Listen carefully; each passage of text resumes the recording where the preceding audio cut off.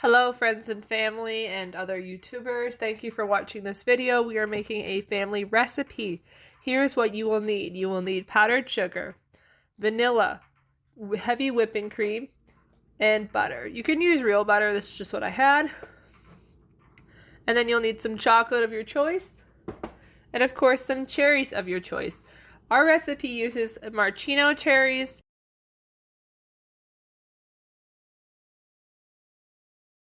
If you do not like maraschino cherries, you can always substitute that. If you do not have a juicer, like a lemon or orange juicer like I have here, then there are other ways you can do it, but ultimately you just need to save some of this juice for the frosting. And we need to dry out our cherries just a little bit, and we do not want to smash them at all. And if you do not have that juicer, you can always put them on a tray to dry out a little bit. And if you do not have one of these wire racks, you can always just use paper towel or napkins. Just make sure that they are white napkins so that if they get on the cherries, you can see them, or white paper towel. But without further ado, let's get to it. These have been sitting for about 5 minutes. And I just realized why I don't generally buy this brand of maraschino cherries and why I usually get the smaller jars is because they have the stems. I made the mistake, which of course is fine, not buying stems. It's easier for newbies to use the stem cherries because what that does is it allows you something to dip your cherries with. If not, we'll just use a fork or a toothpick. So it's not a terrible thing, it's just a little bit extra steps. And let's proceed. We're gonna start with our frosting since these are sitting. So let me get a bowl here real quick so we can mix this all together. Okay, so we have a whole bag of powdered sugar, which is 2 pounds or 32 ounces. And then we will put that into our mixture, our bowl here. So in the middle, we will add 2 tablespoons of cream, heavy cream. Make sure you get that all in there. And then we will put 5 tablespoons of that cherry juice. That's why we saved it, so it can go into our filling. And then you will need 4 tablespoons of butter. I melted it just to make it a little bit easier to combine. Otherwise, you can just put in softened butter. Again, 4 tablespoons. So I will mix that in here. And then we will also need just a splash of vanilla.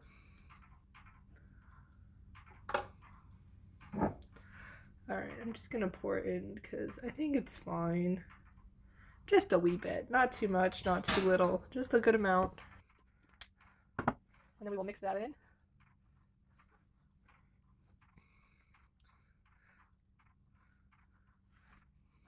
And it should be like a Play-Doh consistency, so if you need to add anything, you can go ahead and add more of an ingredient. I would avoid adding water because we're not making a glaze, and it can take away from the flavor a bit. So if you think it needs a little bit more liquid, just go in with that cherry juice because it has some water in it as well. Some natural water from the cherry itself. But you can see we're kind of getting that like Play-Doh-like. So I'm just going to keep mixing it.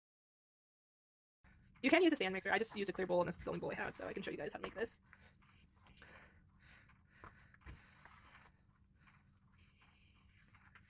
I'm going to go in with a little bit more cherry juice, just a little bit more.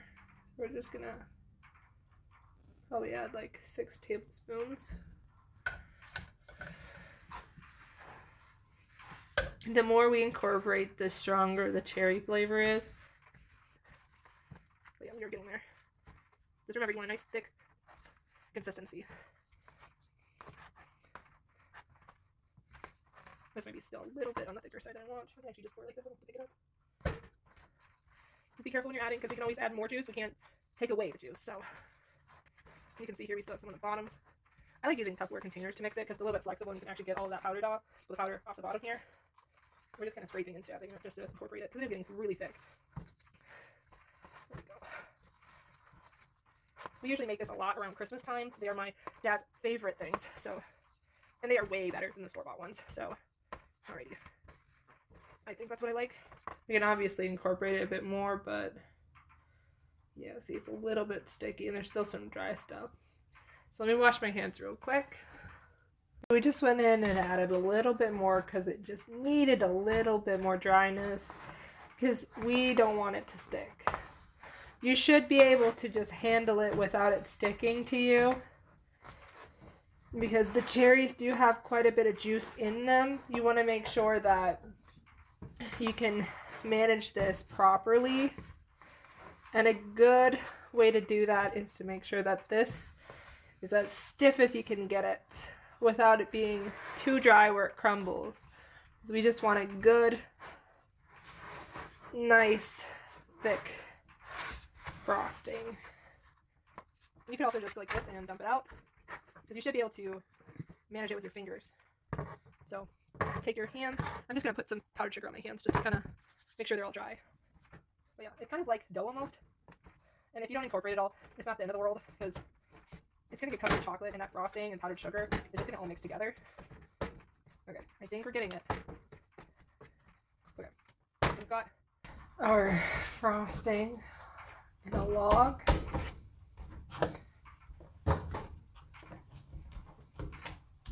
So what we're going to do is we're going to make a chocolate covered cherry. We got to start with the frosting. I like to put it in a ball in my hand and pat it out, lift it up a little bit so it's on my fingertips, and then double check your cherry is emptied, or at least very little juice, because if there is too much juice in the cherry, it will make a problem for later. Then you just kind of put it in like a pocket. I like to pinch it at the bottom. If you think there's a little too much, you can always take it off. We just gently roll it. As you can see here, we're gently rolling it to kind of round it off just a smidge. And when you're doing this, you want to make sure that there are sealed edges. You don't want any point where the juice can come out. We'll do it one more time. Grab a chunk. And of course, if you're worried that it might not be right, you can always start over. You can take the cherry out and just try again. And again, I like to just kind of take off a little bit here.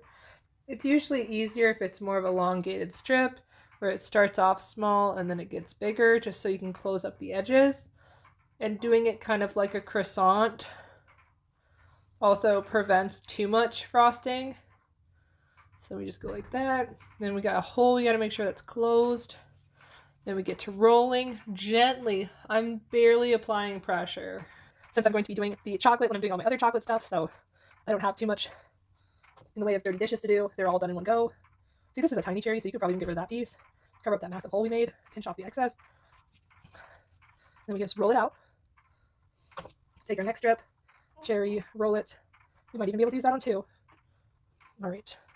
But yeah, I'm just going to keep repeating this process, double check for holes. So we just plop it down. And if you are having issues where it's starting to like be very liquidy, it's most likely that there's too much juice still in the cherry. So then you'll have to drain out your cherries a bit better.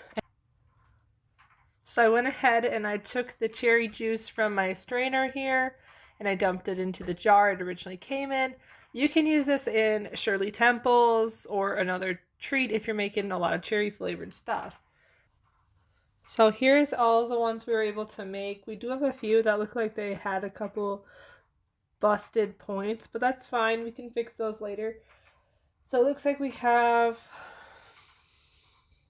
It looks like one of those jars gave us 50 cherries that we have now coated. I'm going to be putting these in the freezer and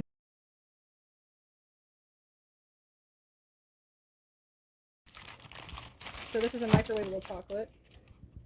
We're going to just cut it up to speed up the process. There we go. Just snack it. It's really thick.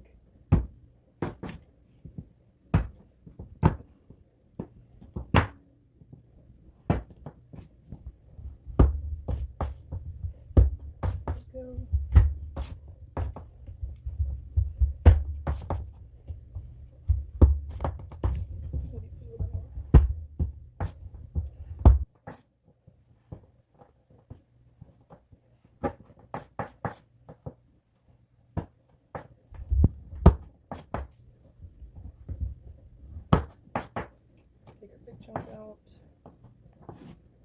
We're just making it so it's smaller so it cooks faster. That's our